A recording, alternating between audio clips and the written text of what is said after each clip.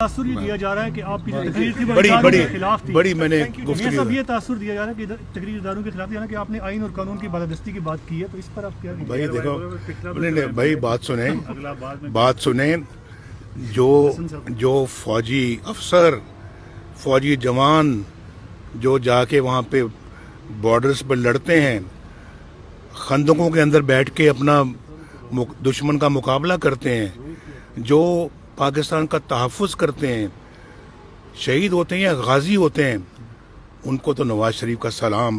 اصل ہماری فوج یہ ہے. لیکن یہ چند لوگ ہیں بھائی، چند لوگ جو ان کے لیے بھی بدنامی کا باعث بنتے ہیں، اصل فوج کے لیے بدنامی کا باعث بنتے ہیں اور پھر اپنے لیے بھی بدنامی کا باعث بنتے ہیں. ہم چاہتے ہیں کہ یہ بدنامی کا باعث نہ بنے اور یہ اپنا اصل ہماری فوج وہ ہے جس کو میرا دل تسلیم کرتا ہے، میرا من تسلیم کرتا ہے، میں اس کو سلوٹ کرتا ہوں. اور اس فوج کے لیے الحمدللہ مجھے بڑا فخر ہے کہ میں نے بہت کچھ کیا ہے، بہت کنٹریبیوٹ کیا ہے، اربوں خربوں خرچ کیے ہیں ہم نے. ایٹمی قوت اللہ کے فضل و کرم سے بنایا ہم نے. JS-17 ہم نے ماشاءاللہ بنایا چائنا کے ساتھ مل کر. اور یہ جو جتنے بھی آپ کے جو اس وقت یہ جو میزائلز ہیں، آدھے میزائلز تو ماشاءاللہ میں نے اپنے اللہ کے فضل و کرم سے تیار کروائے.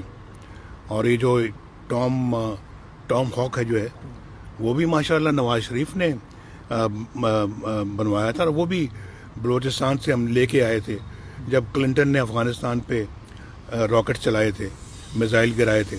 ایک ثابت مل گیا، اس کو ہم نے اپنا آگے لے کے آئے، اس کی بیک انجینئرنگ ہوئی، اس کو ہم نے بنا دیا. یار کچھ چھوٹی موٹی خدمات نہیں ہیں ہماری بھائی، اور ہمیں فخر ہے کہ ہم نے یہ خدمت کی ہے اور آئندہ بھی کرتے رہیں گے. جی کروز میں ٹام ہاک کہہ رہا ہوں، کروز میزائل کی بات کر رہا ہوں. اور وہ ہمارا بلوچستان میں افغانستان میں تھا، گر بلوچستان میں گیا، ہم نے جا کے پکڑ لیا اس کو.